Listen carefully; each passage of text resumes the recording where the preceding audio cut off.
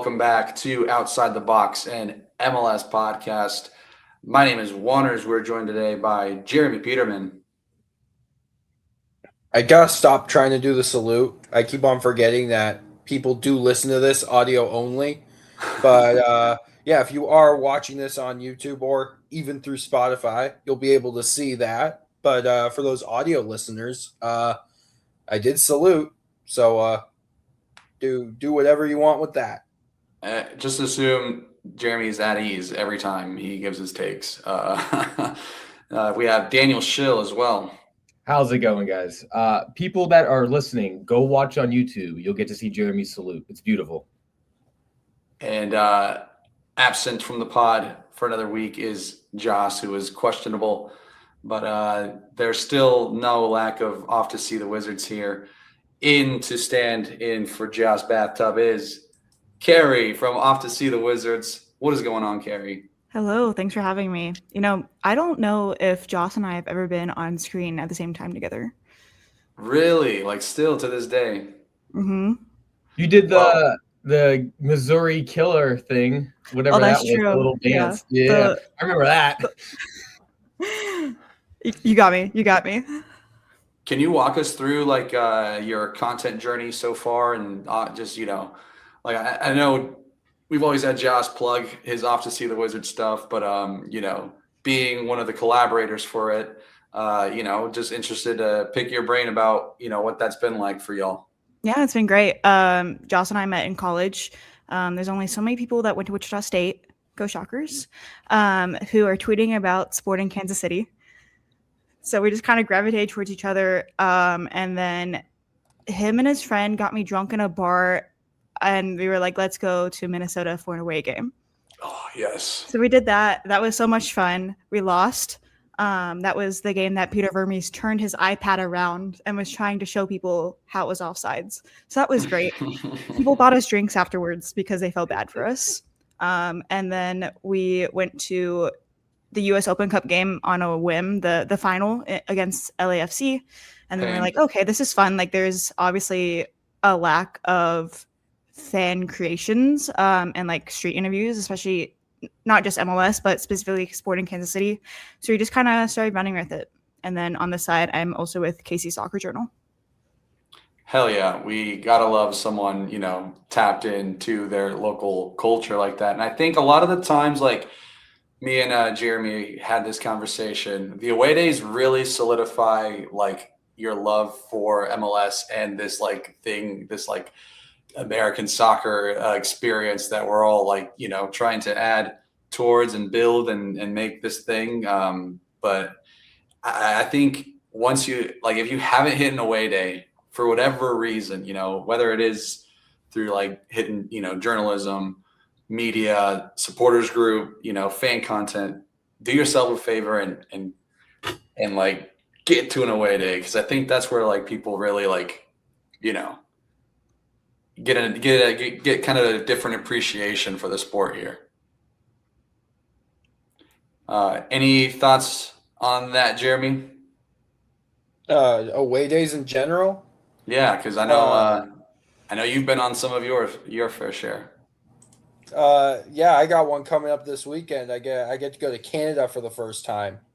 Will it be fun? I don't know. I don't care. It's Canada.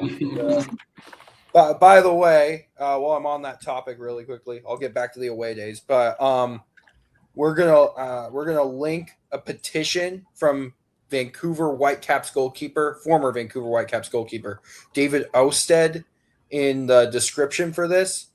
Juanners, I'm spraying this on you right now. We'll do this. Yeah, Trust me. It'll be a great time.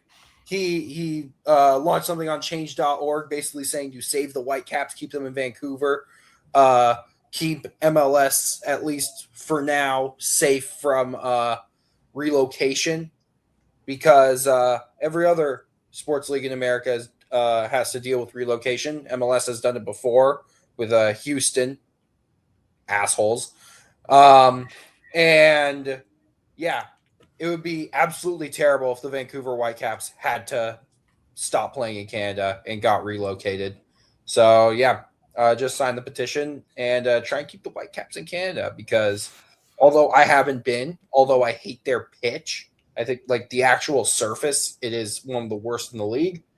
But Vancouver wouldn't be Vancouver without the Whitecaps, especially now that they're good and they actually have fans going there. So, yes. Onto the away days topic.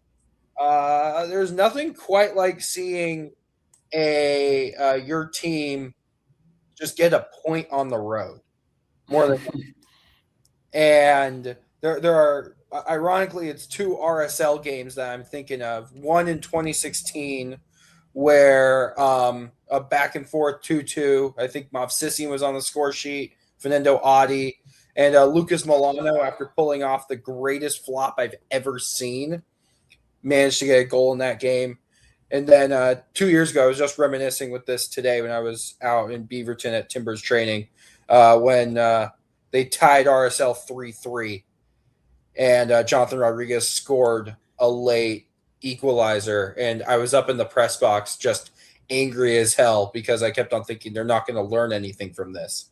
They got completely dominated in the first half. Got a janky set piece goal, and then Evander scored an unbelievable free kick to tie it up in the second half. Diogo Gonçalves scored his first goal for RSL to give them the lead, like right before second half stoppage time, and then Rodriguez scores the equalizer, and I was like, this team isn't going to learn shit. And I went down to the locker room, and I talked with Phil Neville post-game, and he said, I told myself at halftime the team is going to kill me, and if they do, I'm going to die happy. And I was like, yeah, it's a pretty average road game. So, and always travel. Always, always, always travel is the best. I met Carrie last year because she was in Portland checking out the Thorns back when the Current were actually good. And, yeah, it's always good when this beautiful game allows you to see other parts of the country, other parts of the world. So, yeah. Is enough. That Current game is the only time I've ever seen points on the road so far. I think I've seen 2 wins. I can't complain, honestly. Shill, any away day plans in your future? No away day plans in the near future, but what I can say is a hobby that I really, really like is actually just going as a mutual to Major League Soccer games to actually see how I like the fan experience, see how I like the area around the stadiums, just kind of get a feel for everything. I've done that for Nashville. I've done that for Philly. I've done that for DC. Been around, did it for Orlando. So it really gives you some subjectivity and it lets you realize how unique these fan cultures actually are. When you're on TV, sometimes you hear the same stuff over and over again, but a lot of work goes into this stuff and you really start to appreciate it when you see it in person. I know Portland's on the bucket list. If I go to Portland and don't go to Kansas City, I think Joss would kill me. And if I went to those 2 and didn't go to Colorado, I think Juanners would kill me. So I think all 3 of those places are on the list as well, just to go as a mutual. So just travel, go to the games, support. They're really fun. And you learn new things about the teams you go and see every single time you go. Now, from our perspective, it's not like everyone can go on every away day, right? A lot of the times, we are sat back at home having to watch MLS on Apple TV. Many of you may have a subscription to MLS on Apple TV, and of course, we all hear these ads repeatedly on a week-to-week basis. We will be kind of going through all the Josh came up with this idea to rank and discuss the MLS TV ads.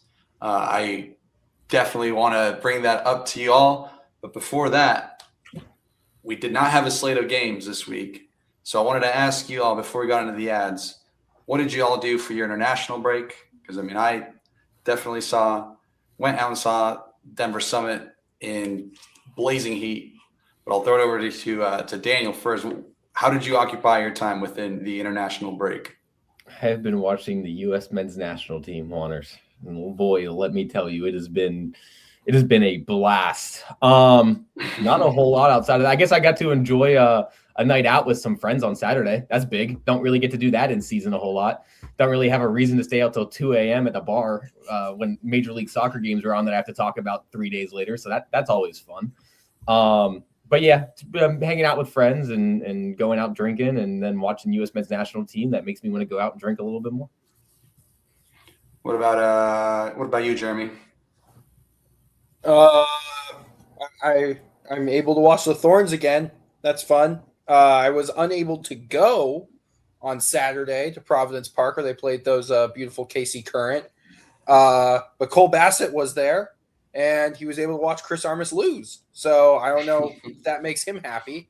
But yeah, in terms of like the international games I've been able to watch, due to my completely stupid sleep schedule that I forced myself to have, I was able to watch a lot of New Zealand games. So I was able to watch a 4-1 victory for them against Chile. I watched them lose to, oh my God, they lost to Finland. And that game kind of stunk. But yeah, at least New Zealand, a team that will be here for the next World Cup. So I'm happy about that. I'm just happy, like, I'm happy to be able to watch international football, which I believe is the purest form of the game left, because it hasn't been optimized to the nth degree. And I think when soccer is allowed to have just the wild moments that make it soccer and crazy, I think that's just great for the game. So I love international football, and I can't wait for the World Cup. Carrie? Yeah, it's been a lot of NWSL, which I don't really get to hone in on as much as I'd like to. Definitely building up my fantasy team again, because that first week was rough. And, with that comes 3 straight current losses, which is not great to see considering we only lost 3 of the entire season last year.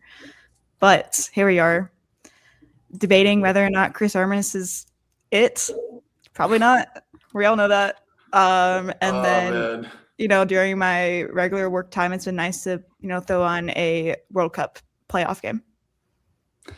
Which playoff games are y'all watching? And I guess I have which one did you watch first? I watched the Slovakia one last year. Not last year, last week. Okay. Yeah. And then earlier today, I honed in on Italy, which I didn't have high expectations for Italy going through. But I don't know. I always root for the smaller guy.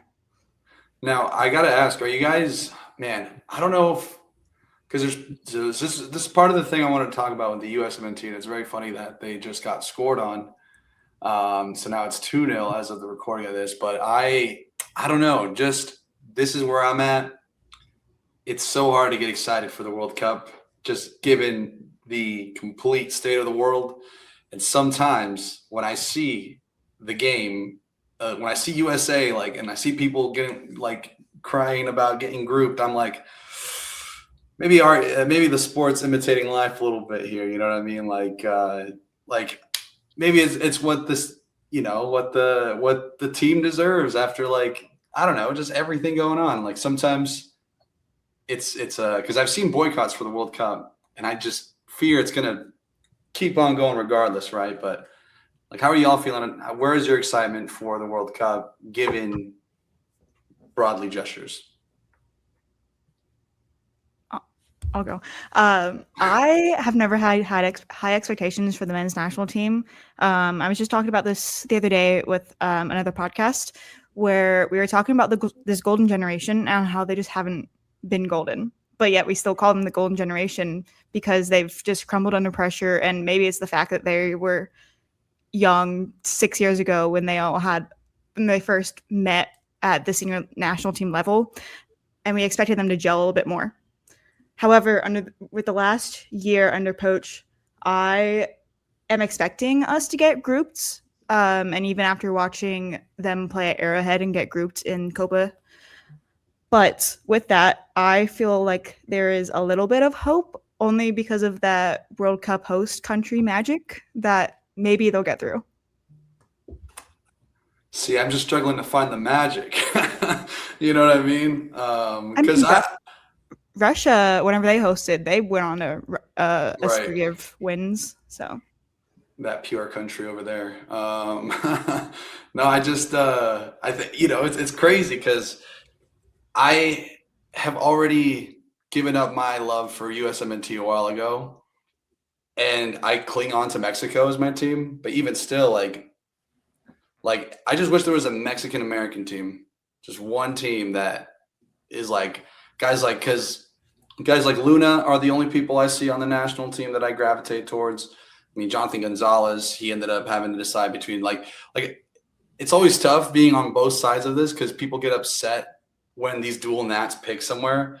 But as a dual nat myself, I'm like, dude, that player like means that much more to me. You know what I mean? But it's like instead we got to hype up the Pulisic's, and like the Reynas and like all these players that just have gone to Europe.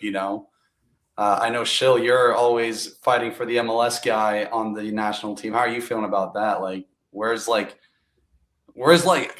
an outsider to USMNT fandom, like, are people shocked? Like, what time is it, bro? Like, come on. About the state of things, or shocked about the minutes that are coming from Major League Soccer players? Well, about the team, about the MLS players. I mean, what's USMNT Twitter looking like nowadays? I think you have some. You have 4 or 5 guys that are pretty negative towards Major League Soccer that know what they're talking about because soccer is their life, right?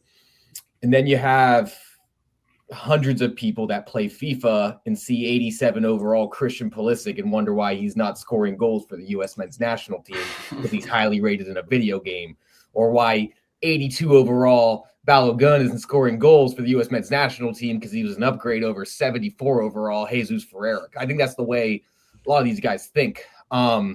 And then really that's just not the reality of it. You have a bunch of guys right now who outside of like your Tyler Adams of the world, your Christian Pulisic's of the world, Weston McKennie of the world, a lot of these guys did not grow up playing together. There's a spine, there's a core of people that did.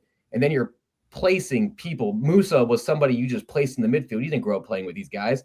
Balogun, he was an addition right before Copa America. He didn't grow up playing with these guys. So there's a lot of mismatches because they only play together 4 times a year. So you have a crowd of people who want to get the best possible athletes on the pitch that play club soccer at the highest level, but they don't play together ever. And then when they get together to actually play together in a real competition like they did against Belgium last week, they get ran against by a bunch of guys who grew up playing together in their country. So it's just very, very it's very, very confusing times to be a U.S. men's national team fan because your most quality minutes are not coming from Major League Soccer players. And I admit that, right? As much as I like Brian White, as much as I love Sebastian Berhalter, Max Arston, as much as I understand how important these guys are to their Major League Soccer teams, the only one of those players, well, 2 of them that really come on that stand out for their club are Sebastian Berhalter and Brian White. Like, those guys are really, really good Major League Soccer players.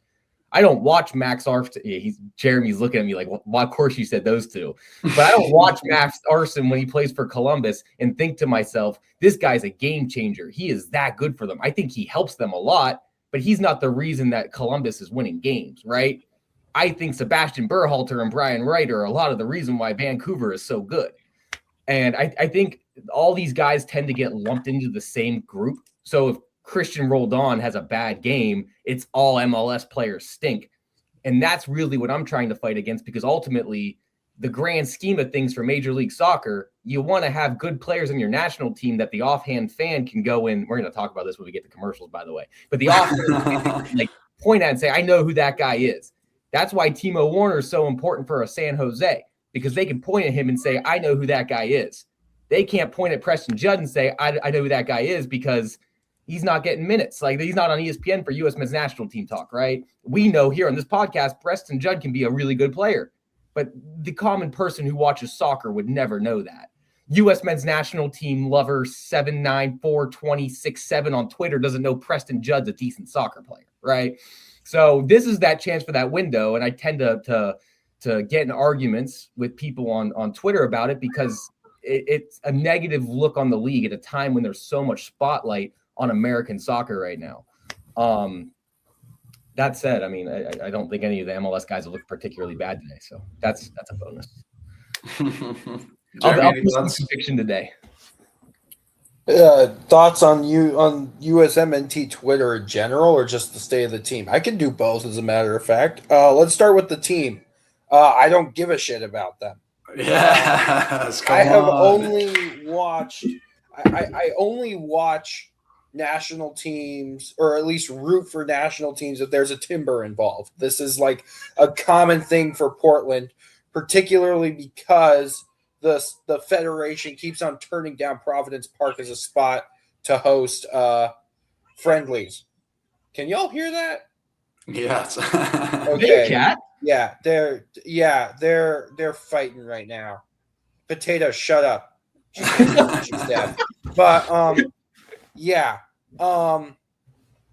The bigger problem with at least the federation is rehiring Greg Berhalter. I mean, I didn't really care about it either way, but I'm just like, I would like to see a little bit more of an ambitious swing at the head coaching spot. Then they got Pochettino, and Pochettino's just like, oh yeah, look at me, I'm big Yankee all of a sudden.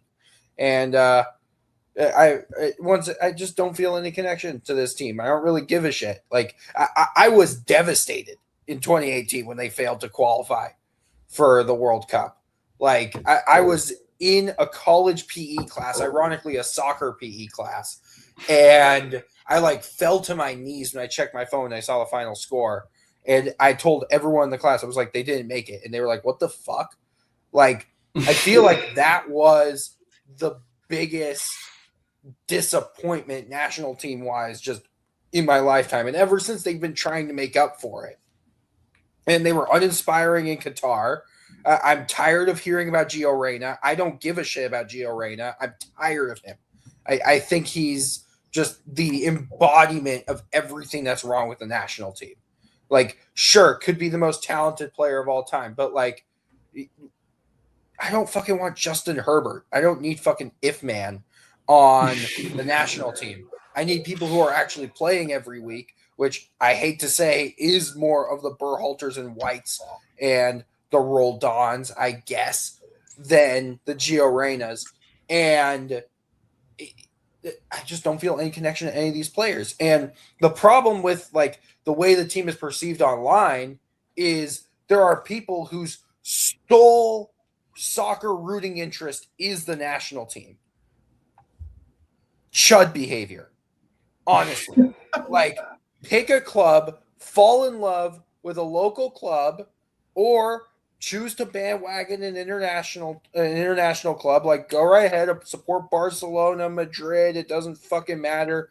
Any of the Premier League clubs. Fuck it. Just say, I'm going to be fun and support like Schalke or something like that. But you can't be an actual soccer fan if you don't support a club. And the problem is the majority of the discourse on the internet is driven by people who only care about the national team and only care about which dual nats, like all the Noah Kai Banks, Nathaniel Brown, all that nonsense going along. Like, just, Potts, you should be recruiting. And it's like, I mean, yeah, he should be, but like, is it really the end of the world if he doesn't? Or is it really not? No, it isn't. Like, Obed Vargas going to Mexico, humongous win for them. I would have rather if the national team had gotten like a Brian Gutierrez or something like that. But it's I think the way international football is framed online, like all the England discourse, because like as a West Brom fan, I'm subjected to English people quite a bit. And they just really care about what's going to make the team best and make them competitive because they're England. They have really high expectations. I don't know what the expectations for the USMNT is for this World Cup. Like, is it getting out of their group? Is it winning just one knockout stage game? I'm hoping all three of the hosts get grouped because I think that would just be scenes. Like, Mexico get grouped, Canada get grouped, US get grouped. It would be the first time all three hosts get grouped. And I'm pretty sure Qatar was the only host ever to fail to qualify. Talking about that Russian magic, whatever they had in the water that Golovin and Cheryshev were drinking in 2018, which I don't know, we can't be too sure. It is Russia after all. But yeah, from a fan experience point of view for the World Cup, they're charging people to attend the fan zones. Do I need to say any more? Not in Kansas City. Yep. That's so, So nice. you want to see? Man, You the wanna thing see- is, we gotta. Because over the weekend, I saw the summit, and I don't know. I'm kind of upset now. You brought up Kansas City because, of course, like Denver lost the bid to KC. Man, must be nice to have games, World Cup games, in your home state. Are you gonna make it out to any of those? I've not been able to get tickets. Are you still gonna go up and just record content? Probably. My parents are like 20 minutes back roads, 15 minutes back roads from the stadiums. So I think if I honestly just like get over there, then I'll be surrounded.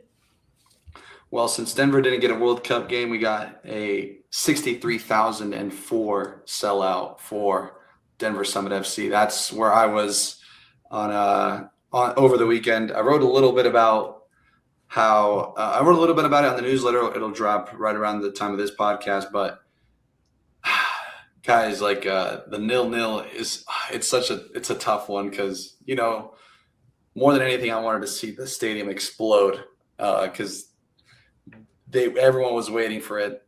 And again, 0-0 is like perfectly balanced soccer, right? No team got the better of either one. But man, it was just tough not to see that goal go in for the Summit. I'm going to throw it over to Carrie. What did you think of that? And tell me, how have you managed to like both follow SKC and keep a tabs on the current and whatnot? And which do you gravitate towards more? I'll be honest, I think I gravitate more towards Sporting Kansas City because I got into women's soccer in 2015. Men's just soccer in general in 2014. But 2015, whenever we were watching the Women's World Cup, my sister was like, hey, we actually have a chance of winning this one.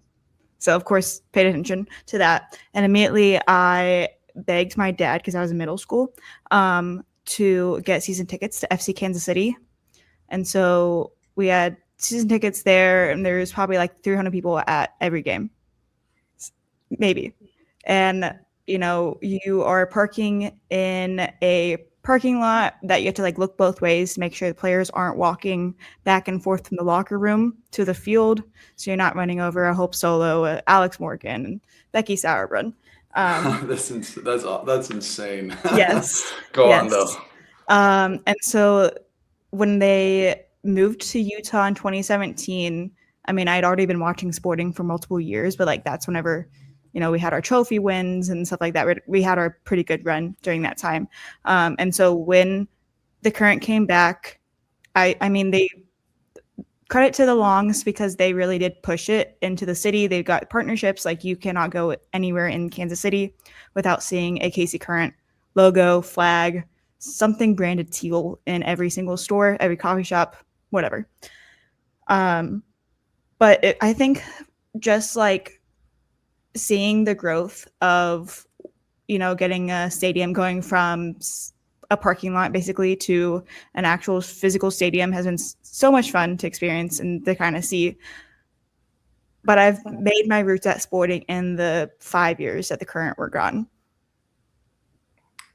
So how do you keep tabs on the Current then? Because I definitely gravitate more towards Rapids. I mean, I've to take it back to the international teams a little bit. I've only started to find some semblance of enjoyment from a national team's perspective from the women's side, because of course you have players like Lindsay Heaps, you have players like Sophia Wilson, Mallory Swanson, like, and to see them like from here at the top of their game for the national team, like it's like what Jeremy said. It's one thing to like have like a club person on that team, but like to have an actual Colorado like girl on the team is like that puts us on the map. You know what I mean?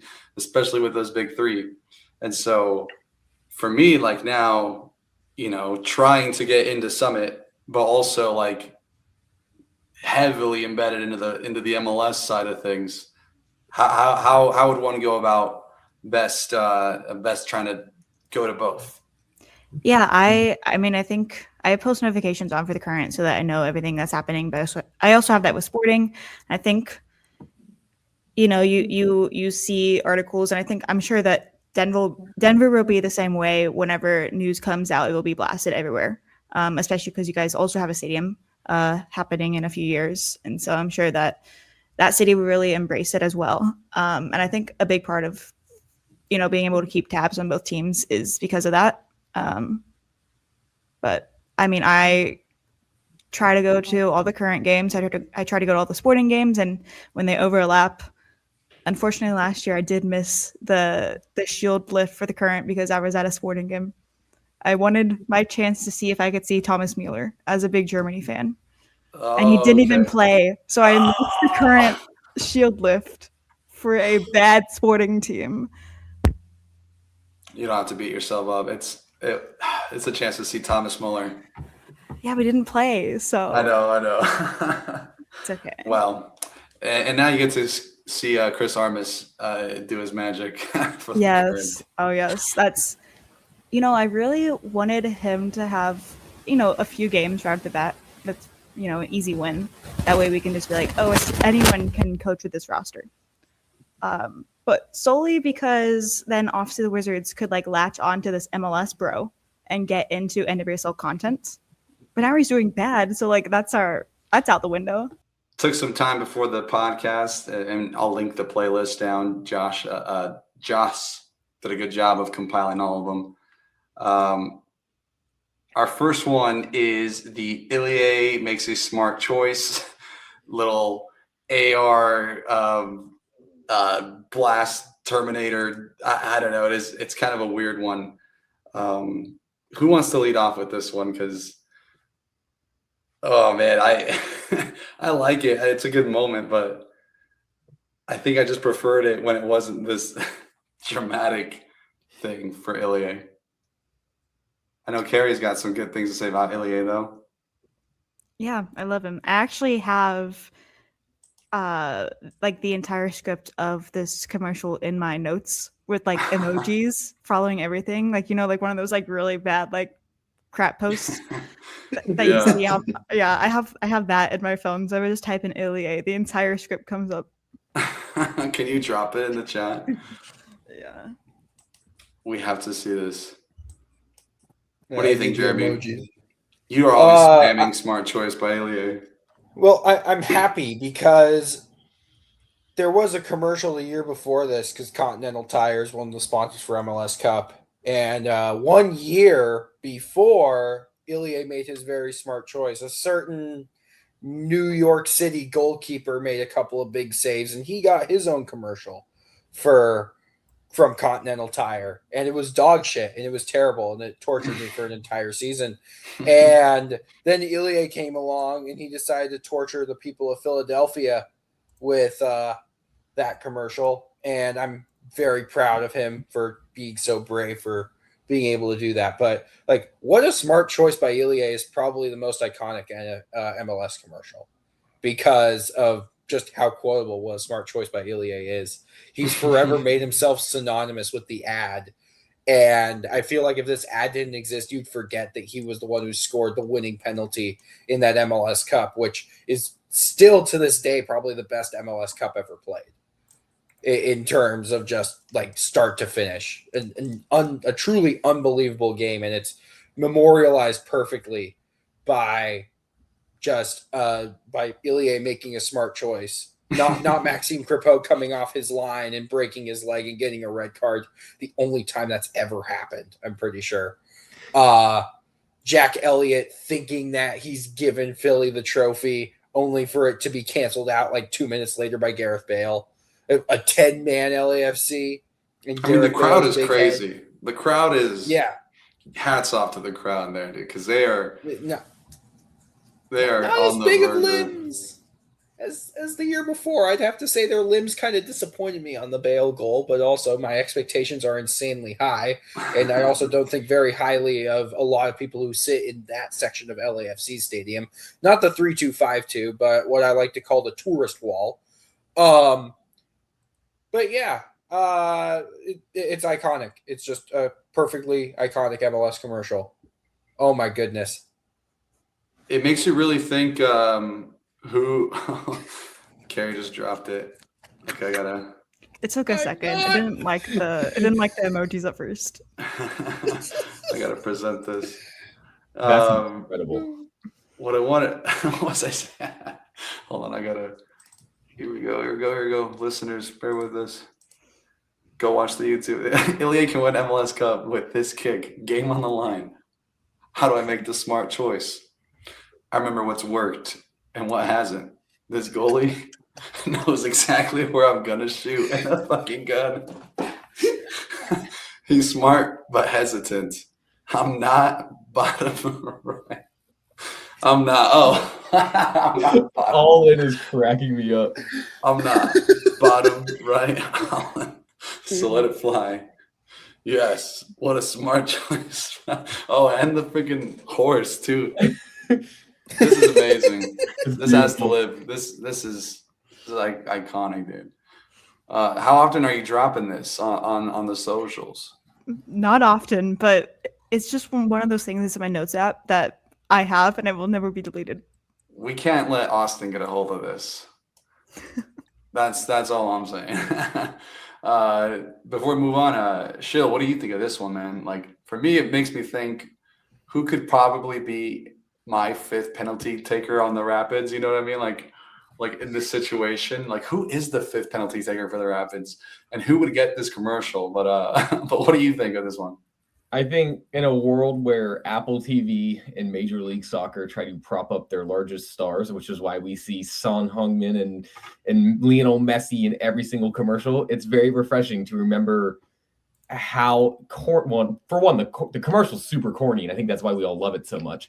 But two, that Jeremy was right. That is the best MLS Cup I've ever seen in terms of like watchability, excitement, end to end. Like they were both teams were dying to win that game. Basically breaking every single non-Major League Soccer fans like criteria for like the effort that these guys put in. Like that's just how fun that game was. So I think it's important to recognize special moments like Ilya had when he sealed that, instead of just a zoom in on Messi doing a juggling the ball a couple times and scoring on a CGI net 500 yards away. That's what those commercials generally are. So it's Beach just one? Yes. We didn't get that one in there. Oh, We No, missed but the Michelob we know it, Ultra. right? Like that one's just the No. one that's you don't know it. No. Oh, yeah. That's all he says. That's all he says. While dribbling some 10-year-old on the beach. I actually don't like Michelob, and so just seeing that made me hate it even more. Michelob Ultra commercial made you like Messi less. I don't think I've ever had one. It's bad. they're good. It's It's water. I made a deal with a Philly fan that if they ended up advancing in the CONCACAF Champions League, I would try to drink 10 beers in 10 minutes. And the first suggestion, I had one reach out to me from the Sons of Ben, like in a DM, and he said, if you do this, you have to do it with Michelob, because any other beer, you'll like die. Michelob apparently tastes like water after 2.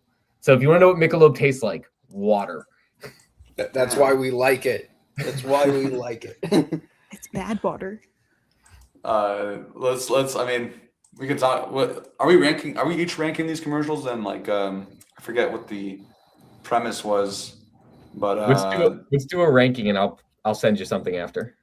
let's like what we scale it from A to F, rating it. Ilya, smart choice by Ilya, Continental Tire commercial. What is everyone giving it? I give it a strong B. Heritage tier. Can we do one S tier, and that would be your heritage? No. No. We're not. I would Mine put it there. exists. Yeah, my tiers are always like they're wacky. Like I gave Seattle's jersey last year a pajamas tier.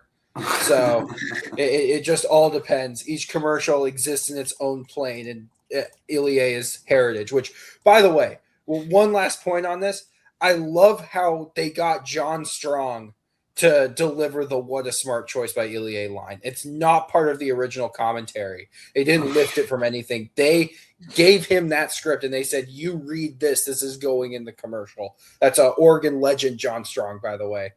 And it ties everything together so perfectly. It's just such a perfect commercial. Heritage cheer from Jeremy Schill. Hey, that's an A. That's an A. I have one for the S tier, and I'm gonna have to fight it, but it's going there. It's your opinion, Bill. You're good. Carrie? I mean, this one would be my heritage, but I don't know. I'm okay with it being A. Just think about, the memes that it brings. Yeah, I mean, I guess I'm more so looking at it from an ad perspective. We can also transition into Michelob Ultra one. What is since we touched on it briefly here? What is everyone's rating for that one? B. D. B, D. Yeah. What tier is it? I'm going C. Not the most. What do you guys like about it? What do you like about it? It came out at a time when I was still shocked that Lionel Messi was coming to this league. So when I first saw the commercial, I was like, holy shit, this is real. And then everything else for like a year after was nothing but Lionel Messi, and I grew to hate it. So that's why it's a D. I can't lie. Every time I see a Michelob now, I think of the commercial. And I go, no, Michelob. Even though I don't want a Michelob. Doesn't that accomplish the goal of the ad, though? Isn't that I guess that'd be why it's B, right? I'm going C- from nostalgia point of view of what Daniel said, but also I also now relate Michelob Ultras to Messi. Jeremy, what was your rating again? C, because it was overplayed. I don't think it was a bad commercial at all, but it was one of those that you'd see it at least like 3 times a broadcast. And that's unforgivable. You got to have more commercials in the rotation for that. Like, just throw in a really stupid Celsius ad once in a while, and I'd be good. But no, it was like ultra.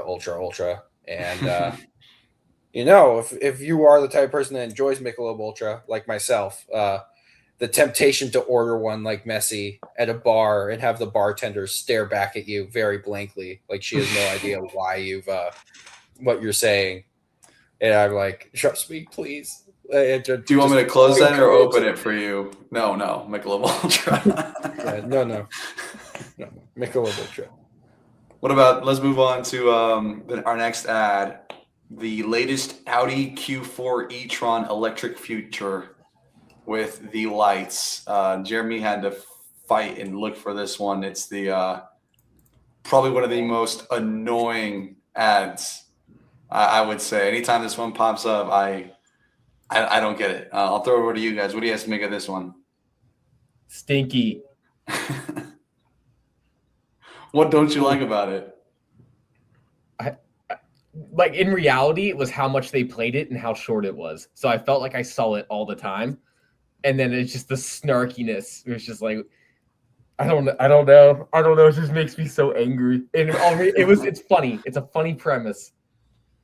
But you just sat, like, if I was that kid, I'd be fucking annoyed too. You just made me sit there and go through like 40 different lights. Fuck you. Like, you don't do that. I should not be putting myself in the shoes of an 8-year-old, but that's why I don't like it. Carrie? I think that there are I think all the other ones are going to be a lot better than this one. Yeah. Well, I'm interested to hear why Jeremy fought really hard for this one to like go to the depths, because I mean we've always candidly talked about commercials like just after the pod here and there, and he's always like, do you remember this one, the Audi one? And they're like, yeah, of course we know the lights one, but tell us why was this one of importance to bring onto the pod? I have to kick off my explanation by explaining the tier that I'm putting this one in. This is the Whopper tier. It is the only Whopper tier MLS commercial, because this was 2024 is the year when this commercial was all over the place. And in 2024, the Portland Timbers were dog water in the first half of most of their games, particularly their road games. And there is nothing like the halftime whistle, the theme comes in, and then immediately the first commercial is this Audi commercial. It hits you like a ton of bricks. And it's such a perfect encapsulation of just pain and disappointment, not just for the kid, because everyone sympathizes with the kid, but I'm gonna sympathize with the mother really quickly. I think the best line in this entire skit isn't the variety of ways that she says next or next or anything, or not even the "am I keeping you from your job," which is supposed to be funny because it implies that the kid is employed when he very clearly isn't, and doing so would break several child labor laws. Shout out Kevin Sullivan for real. But the defining line in this this commercial is after, I believe it is the 8th next that the mom says, she says, "I don't even know where I am anymore." And it's perfect because she is disassociating in the middle of picking her own lights that she wants on her Audi that she's not going to see, but she knows everybody else is going to see. And it's such it's just the perfect encapsulation of someone who would buy an Audi and give so much of a shit about these lights. It's just fantastic. She doesn't even know where she is anymore. She's disassociating with her son because she can't believe that this is the life that she has chosen for herself, where she is flicking through light options on her. I believe that one's the SUV Q4. Yeah, I don't know. I don't know cars that well, but I do know what a banger of a commercial is. And this commercial is so bad that it's good. It really is. Like when I cheered when my girlfriend was able to find this commercial online. And when Joss first submitted his copy of this, we both had a Mandela effect moment because it was not the same Audi commercial that we had that we remembered, because she did say something before, "Am I keeping you from your job?" And the copy of this ad that we found was just wrong. It felt off to us. We had to find the good stuff. We had to find the pure sauce. And we did. And I actually cheered when I heard this commercial. And I was like, that's it. That's it. It's the commercial that haunted me for an entire year. And you know what? I don't even know where I am anymore. He is such a hero for that. After hearing your explanation of that, I can now resonate with it a lot because as a sporting fan, I also disassociate and I don't know where I'm at half the time. I'm glad that you were able to find the commercial that haunts your dreams, but I still can't find the one that haunts my dreams. And even when I try to explain it, nobody, because I hear these more than I watch these because I'm just doing work, you know? And so then I'll hear the commercial go off and it's like, yo, what the hell? Like, what is this Lumineers ass soundtrack song on Major League Soccer Apple TV? It's a shame we couldn't play it, but this is my plea to the listeners, because Jeremy found the lost.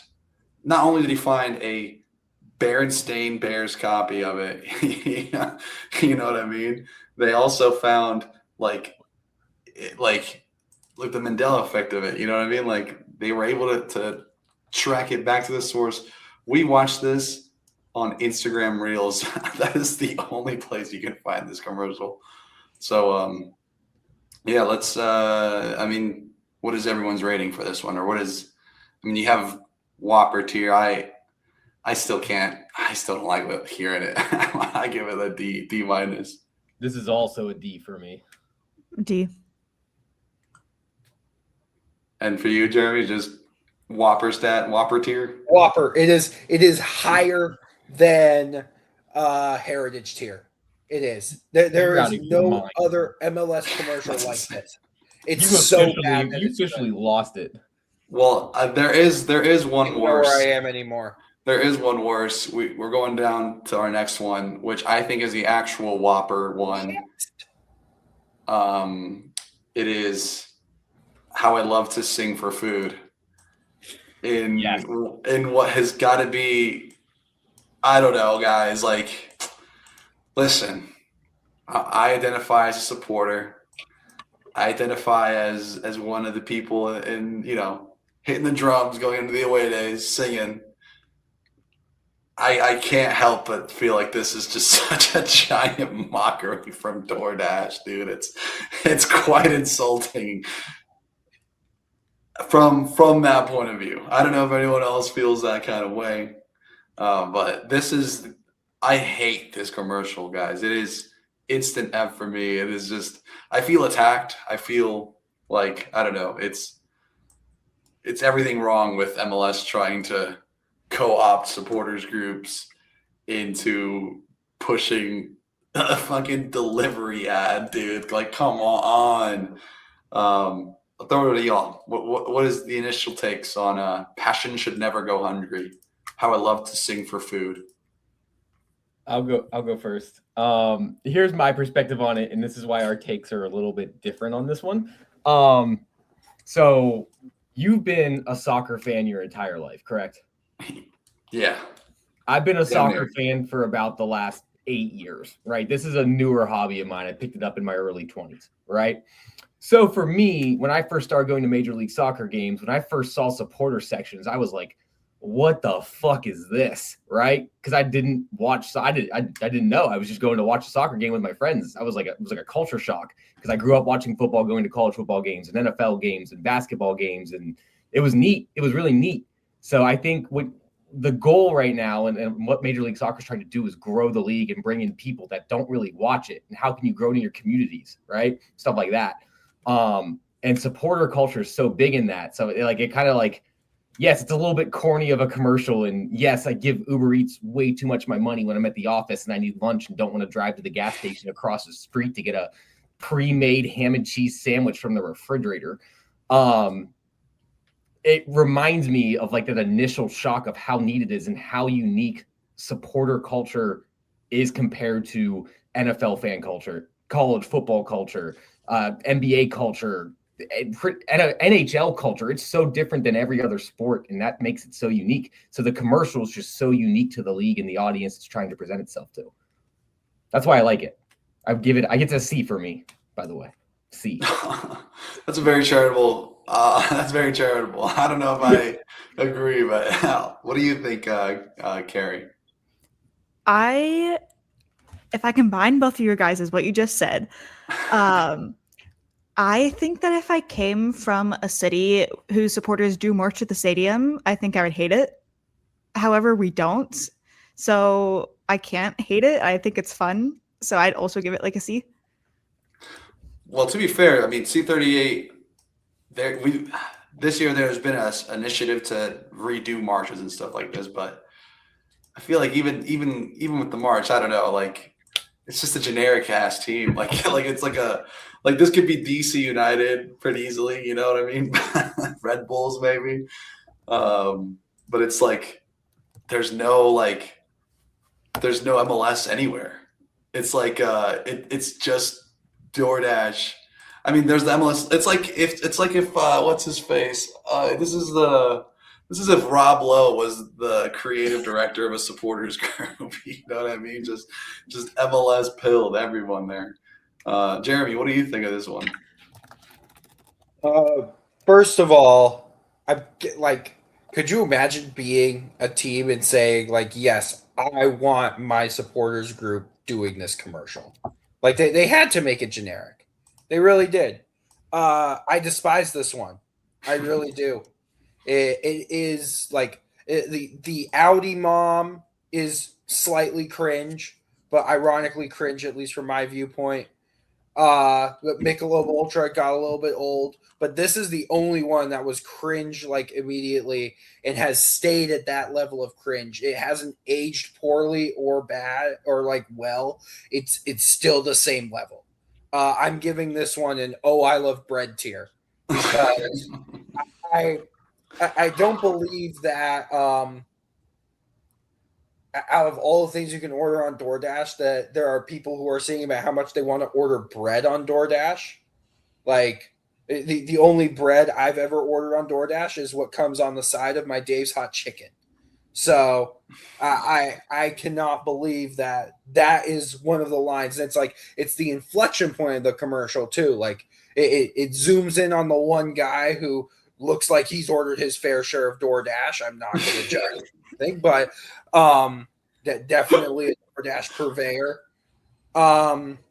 Yeah. This one is cringe. It always will be cringe, but at the same time, it's heritage because this was a pre-Apple MLS commercial.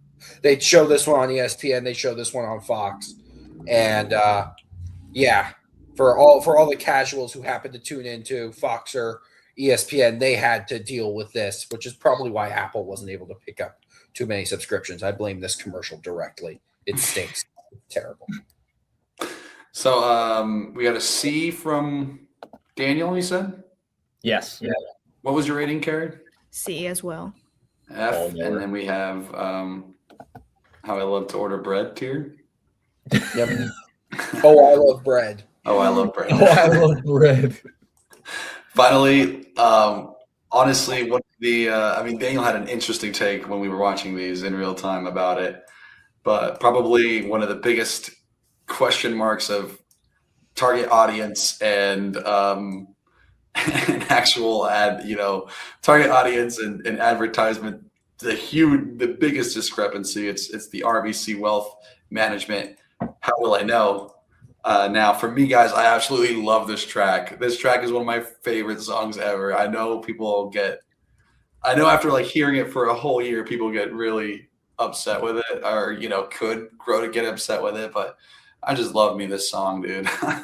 Like that's the only reason for me. It's got a good grade. But what the fuck is an RBC Wealth Management, guys? Does anyone know? Is Canadian. it private equity? I would imagine that's just a private equity firm for very rich people, for very wealthy people. Yeah, I mean, for all the people that can afford to pay to play in this country, right? Go to RBC Wealth Management. But what do you guys think about this one?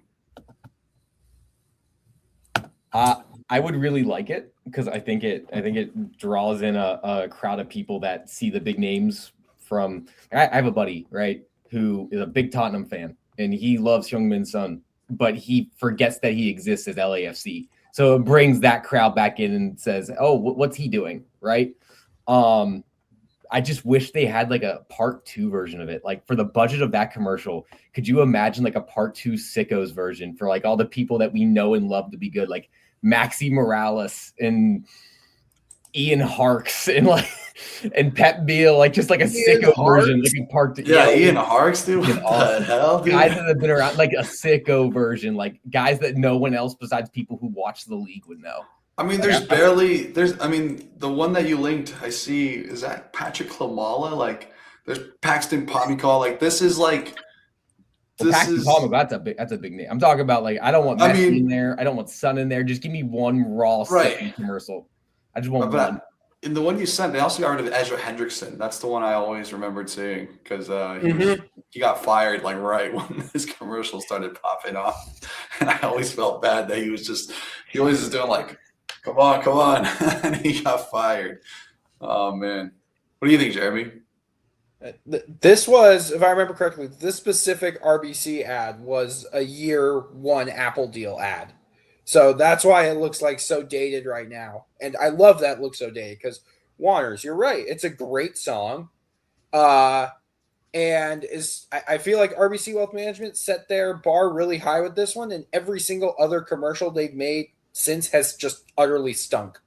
Like the one I don't even have a quote from it, but it's the one where it's like the lady, she's like, "Oh, I'm so busy at my job," and then she's like on a tropical island or some shit, and it's just got like a generic narrator.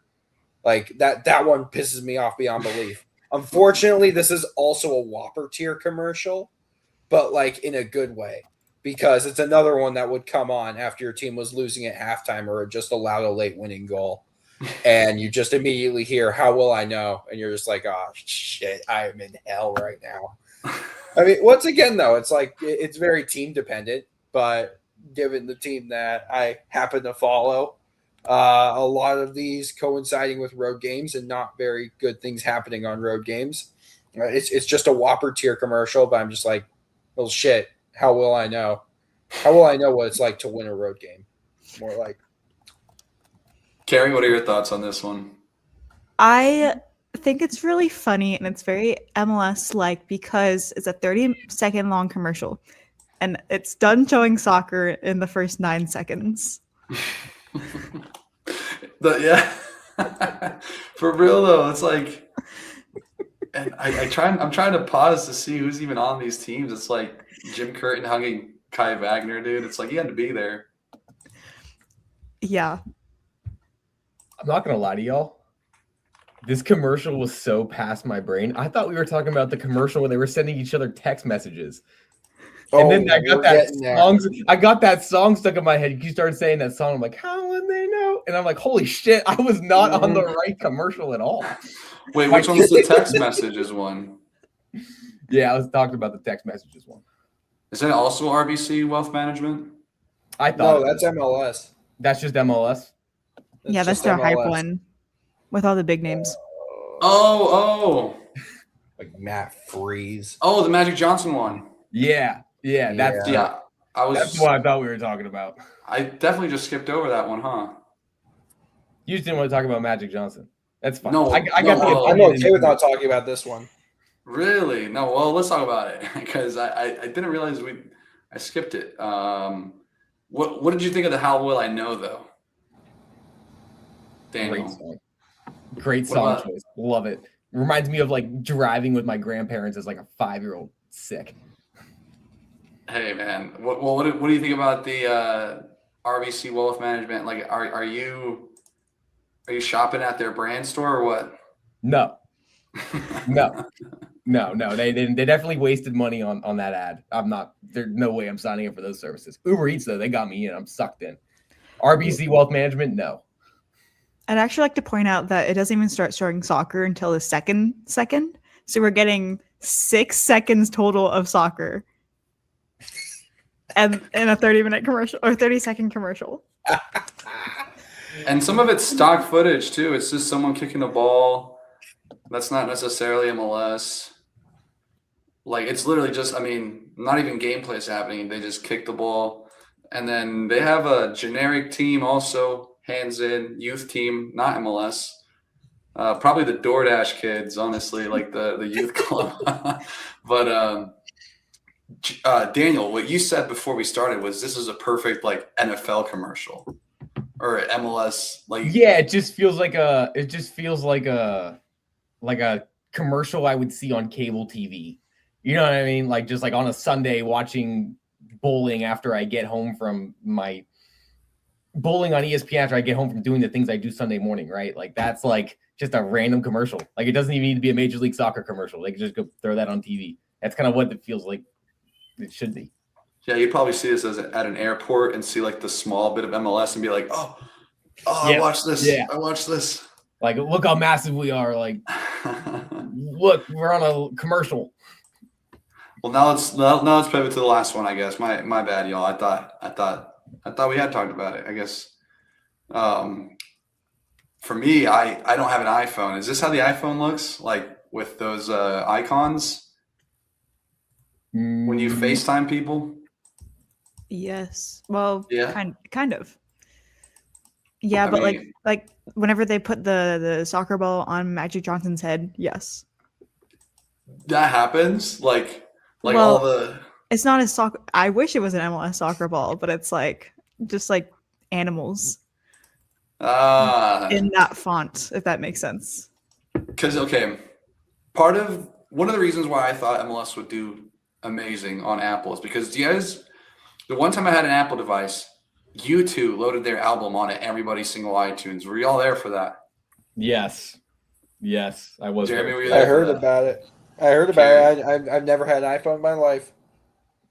Okay, did this happen to you? No. I know about it, but it didn't happen to me. See, I was hoping MLS would follow suit and just start spamming everybody with MLS stuff.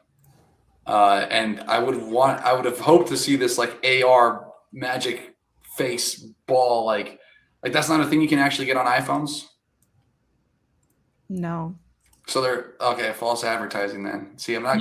That would make me buy an iPhone, but Yeah, and I would actually use it when FaceTiming people. What about when Magic calls Diego Luna and like the balls like explode behind his head? No, you definitely can't do that. No. You can get the snow whenever Matt Freeze calls. Let's see. Oh yeah, and that. See, they're doing too much with this one, honestly. And the only reason I'm gonna give it a good grade is because Paxton Aronson is in here, as he's not even in the commercial. I mean, he's in the commercial. He's dribbling, but like he calls Paint Still, he calls Luna. Doesn't. I mean, he calls Celine Department before he calls Paxton Aronson, and even then he's just in a group chat. But what do you guys think of this one? This one's I don't mind this. I do think it's cool. C. Carrie? I really like B-, B, somewhere in there. Jeremy, you don't like this one. Oh, what the helly tier? I'm tired of Diego Luna. Really? I wasn't aware of this one actually until it was brought to my attention. I didn't realize this was an actual like commercial they made, and it reeks of corn. And I don't have a very high corn tolerance, especially when it's got Magic Johnson, whose head already looks like a soccer ball. He didn't really need to put that filter on. But yeah, I don't like this one. I'm happy if I never see it again. I was happy before I knew it existed. See, I don't. Of all the ones we watched, this one's my most favorite because it's just very. I mean, it looks low effort. It looks like something I could do. Like I could recreate this easily, but you know what I mean. Make it Colorado themed. Maybe I'll start hitting up all the Colorado media people, and I could be the Magic Johnson. I'll figure out I'll wear a giant soccer ball for a mask and recreate this commercial. I just don't think it's that egregious. I think of everything, it's nice, but. Daniel, you said you'd make this with sickos, like with players that sickos know? Yeah, but only do it with sickos. Like I want to see Preston Judd sending a text message. Are you ready to? What about Corey Baird and WhatsApp? Yeah, that's really what this is. Yeah, Corey Baird and WhatsApp. That's what we need. That'd be awesome. Any nominees, Carrie, for who you'd rather see here in place of any of the other stars? No, not really. I mean, with all the superstars that Miami has, why are we not getting a soccer player? Like, what do you? Oh yeah, for real though. Who's Celine Department? Is that really? I don't know. I gotta do a Google search on this. You wouldn't want to see Shappy getting a text? Oh, Shappy, dude. That would be so sick. No, Shappy. Like sickos see him and they love him. Like I love Shappy. He's on my team. He's fucking awesome. I don't know if you know, but every single time that he does like a good play, I always like look at Joss because Joss is like, nope, he's out of my books, and I'm like, Joss, write it down. Shappy did something good. You like Shappy? Yeah. Love Shappy, dude. I was hyping up Shappy last week when they were playing against the Rapids, and he eventually scored. And I was like, of course, the one time I talk good on it, Shappy. I wish he was a little bit more aggressive. I think there has to be something written into his contract that like he has his own like personal bodyguard just in case. Because whenever we got him, like he was spending like multiple games suspended in Greece and the league before that one, and we haven't gotten one red card out of him. That's crazy. That's a wild stat. I did not know that. Good to know. Jeremy, snaps. I'll have that in the back of my head. And it's like 10 games suspended. So that's crazy. Jeremy, who are you adding in this ad? Let me think. I'm trying to think of just the funniest possible MLS player, though the one who would just kill the vibe more than anything. I have one, but I'm not going to say it. Say yours first. I need a little more time to think. No. I just typed it in the Fuck chat. you. Fuck you. You said ruin the vibes, and I was like, okay. Yeah. I don't think I can top that. So funny. Bald Landon Donovan. Since we're That's a on good that one. topic. Pre-hair plugs Landon Donovan. And he's wearing the would add Mexico him. scarf. Yes, he's wearing the Mexico scarf. And he's got got Mexico. he's got a San Diego Wave jersey on. Because he got San Diego Wave and San Diego FC mixed up again. That's how Landon Donovan gets in this. I If we're think I'm going, gonna. if we're go going for for it. sickos, throw in Breckshay. Oh! That's a good Yes. shot. That's a great shout. There's think always about one player in every league that isn't a superstar, but everybody hates. Like hockey has Tom Wilson. Who's Major League Soccer's version of that? That everyone hates. Yeah, I'm thinking Nuhu. Only because I've seen him get a ton of red cards. Alan Gordon. Yeah, Alan Gordon's a great shout. First, Zlatan, a little bit of a villain there. Messi. No, not guys that are like mega stars. Like just like Roger Espinoza. ooh. No, I really liked Roger though. You guys hate him? Yeah. Pain in the ass to play against. Absolute pain in the ass. Respect that. Ozzy Alonso. Because I was going to say Dempsey. Chara, but Dempsey's up there too. Now, the player that I would have here that I'd put in for all the sickos is Jermaine Jones. That's a great one.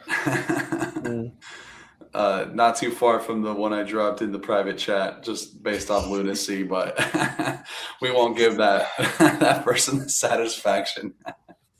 Yes. They follow me. It's crazy. Do they really?